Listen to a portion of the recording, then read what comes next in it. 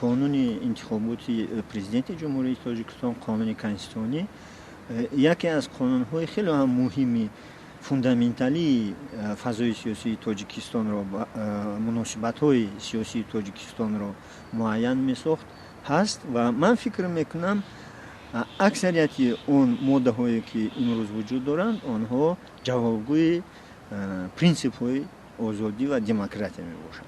قانون کنستیتویی جمهوری تاجیکستان درباره انتخابات پرزیدنت جمهوری تاجیکستان بسیار تغییرات علاوه زیاد را طلب میکند، لیکن در بین این زیاده از 30 تغییرات علاوه ها 3 تغییرات علاوه کلیدی هست، تقدیرساز است. برای همین ما تنها 3 تغییرات علاوه 3 بند را پیشنهاد کردیم. اون کسانی که این چیزها را پیشنهاد میکنند، تحلیلگران، سیاستمداران و غیره ها، باید دانند پرینسیپ و راه قبول قانون را، حجت را در جمهوری تاجیکستان.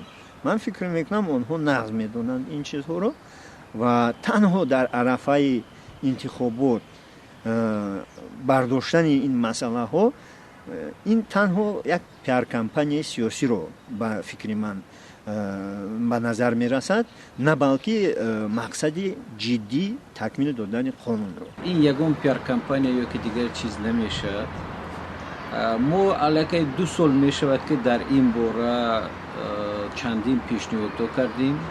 مسئله یکم، هر یک حزب سیاسی که امروز به قید گرفته شده است، خصوصا حزب سوسیال دموکرات تاجیکستان، زیاده 7,500 اعضا دارد. در جمهوری تاجیکستان 3,500 کمیسیون участковی است. یعنی انتخابات پرزیدنت ما به واسطه 3,500 اعضای مثال کمیسیون участковی را پورا تامین کرده میتوانیم. ببخشید اگر که در یگان محله گوییم عموما участковی ячейкаҳои ибтидоии ҳизби сиёсӣ набошад, чӣ мо мисол метавонем гуфтан ки аз куҷо вай намояндаш ё ки волонтёр қабул мекунанд, он волонтёр маҳсул метавонад дар асл баҳои сиёсӣ дуруст диҳад ё назар кунад ё ягон чизи дигар. вай метавонад ҳар як шаҳрванде ки ҷонибдори ҳамин ҳизб аст, ҷонибдори ҳақиқат, адолат, озодӣ, озодона ва шаффоф гузаштани демократик гузаштани интихобот аст, вай пешниҳод карда тавонад. дар тоҷикистон низ ягон қонуне вуҷуд надорад ки маҳдуд кунад ки ҳизбҳои сиёсӣ ҷавонҳоро ҳамчун волонтёр ё ки ҳамчун ёрдамчии худ истифода баранд. вақте ки мисол аз ҳокимияти маҳаллӣ вобаста карда мешавад имзоя ҷамъ кардан, ҳамин 5% номзад ба президентӣ ки вай намояндаи ҳокимияти давлатӣ набошад, ҳатто 1%-аш ҷамъ карда наметавонад. ман фикр мекунам ки 5% он қадар овози баланд нест. фикри шахсии ман, агар ки ту номзадии худро ба мансаби президентӣ пешниҳод мекунад, ин як масъулияти баланди сиёсиро аз ӯ талаб мекунад ки ҳаракат кунад ки тарафдорони худро муттаҳид созад, омода созад ва тайёр шавад ки муборизаи ҷиддӣ мешавад, муборизаи сиёсии ҷиддӣ мешавад. проблемаи асосӣ дар он ҳолат пайдо мешавад ки вақте ки президенти имрӯз амалкунанда номзадиша пешниҳод мекунад ё ки намояндаи ҳокимияти давлатӣ дигар номзади худро пешниҳод мекунад, ба ҳама мисол ҷамоатҳо, ба ҳама ҳокимияти маҳаллӣ, комиссия участковие ки аз як ҳизб мисол ташкил карда мешаванд, сипориш дода мешавад ки байни мардум брон намоянд.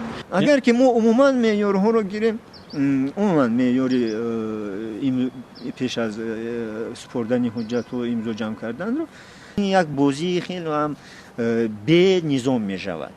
ман фикр мекунам он ҳизбҳои сиёсие ки кам овоз доранду ва кам тарафдор доранд дар ҷамъияти мо, монанди ҳизби социал демократӣ, ҳизби умуман гумроҳ мешаванд дар ин ҷода, агар ки зиёда аз 20-30-50 та номзад пешниҳод шавад. овоз ҷамъкунӣ ё ки дигар чиз барҳам дода шуданашта кор азбаски ин ҳизби сиёсӣ аллакай дар ҷумҳурӣ амал мекунад, ҷонибдорҳо дорад ва чанд фоиз овоз гирифтанашро бевосита интихобот ҳал мекунад.